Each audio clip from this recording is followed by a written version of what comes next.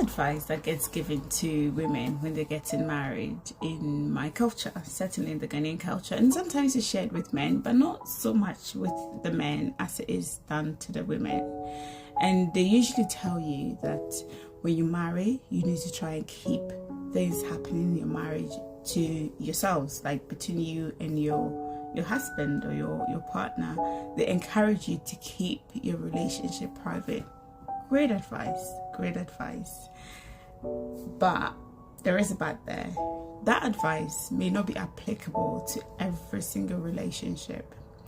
I think the reason why you get advice to do that is so that you don't run to your loved ones at the littlest things, the simple things, the argument, because there would always be arguments. It's two people from different backgrounds coming together, so you would always conflict until you get to that point where you share the same values and understanding and things like that. So there will be conflict, and I guess the rationale behind that advice is for that.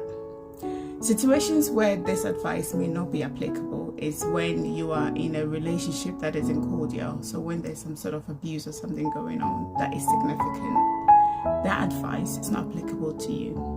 So you need to look at individual situations when applying that advice and trying to go by that advice that was given to you when you married.